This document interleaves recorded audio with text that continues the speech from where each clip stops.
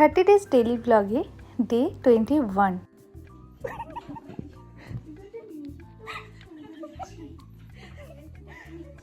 কিছুই বুঝতে পারছিলাম না ভেতরে কি চলছে। ওদের প্র্যাকটিস করতে বলে দিয়েছিলাম, আর আজকে ঠিক করেই আসছিলাম যে ওদের একটু বকাশকা করতে হবে হেয়ার প্র্যাকটিসের জন্য।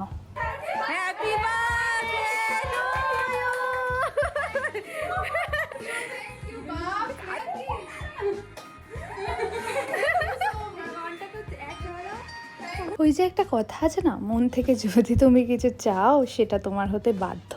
আর আমি না এই মজাগুলো ভীষণ পছন্দ করি। অনেক দিন পর এরকম একটা সুন্দর সারপ্রাইজ, সত্যি মনটা ভরে গেছিলো। ব্যাচের বাচ্চাগুলো সবাই আমার থেকে ছোট, তাই এটা আমার কাছে একটা দারুণ ব্যাপার যে ওরা এত সুন্দরভাবে সব কিছু আয়োজন করেছিল শুধুমাত্র আমার জন্য।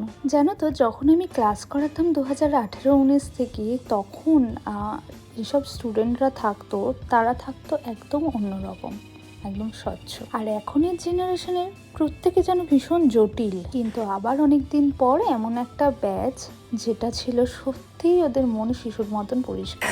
এটা তো শুধু আজকের সেলিব্রেশন, এই ব্যাচের আগে থেকেই আমি সবসময় ওদেরকে বলি তোমাদের ব্যাচটা আমার আরও একটি প্রিয় ব্যাচের মধ্যে পড়ছে। আমি শুধু চাই যেন সমস্ত পরিষ্কার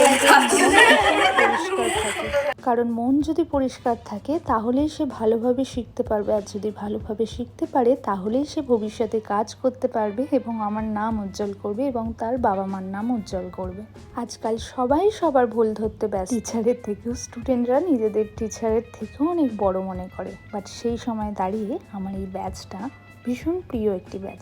সবাই খুব ভালো থেকো, সুস্থ থেকো, সুন্দর সুন্দর কাজ উপহার দাও আর সবার নাম উজ্জ্বল করো।